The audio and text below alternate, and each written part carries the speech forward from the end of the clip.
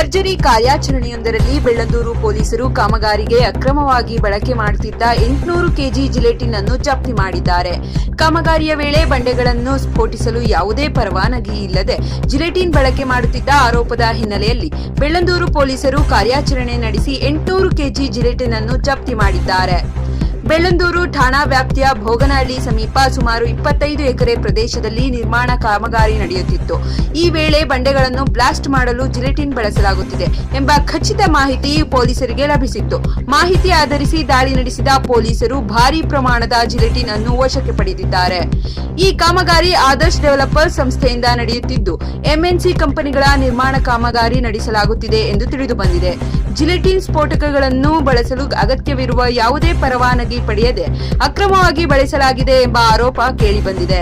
ಈ ಪ್ರಕರಣಕ್ಕೆ ಸಂಬಂಧಿಸಿದಂತೆ ಪೊಲೀಸರು ಜುಲೈ 11ರಂದು ಎಫ್ಐಆರ್ ದಾಖಲಿಸಿದ್ದಾರೆ. ಆದರ್ಶ್ ಡೆವಲಪರ್ ಸಂಸ್ಥೆ ಸೇರಿದಂತೆ ಅರುಣ್ ಕುಮಾರ್, ಜಗನ್ ಹಾಗೂ ಪ್ರಭಾಕರ್ ಎಂಬುವವರ ವಿರುದ್ಧ ಪ್ರಕರಣ ದಾಖಲಾಗಿದೆ. ಸದ್ಯ ಪ್ರಕರಣ ದಾಖಲಿಸಿಕೊಂಡಿರುವ ಬೆಳ್ಳಂದೂರು ಪೊಲೀಸರು ಜಿಲೆಟಿನ್ ಎಲ್ಲಿಂದ ತರಲಾಗಿತ್ತು, ಅದನ್ನು ಸಂಗ್ರಹಿಸಲು ಹಾಗೂ ಬಳಕೆ ಮಾಡಲು ಅನುಮತಿ ಇತ್ತೇ ಎಂಬುದು ಸೇರಿದಂತೆ ಪ್ರಕರಣದ ವಿವಿಧ ಆಯಾಮಗಳ ಕುರಿತು ತನಿಖೆ ಮುಂದುವರಿಸಿದ್ದಾರೆ.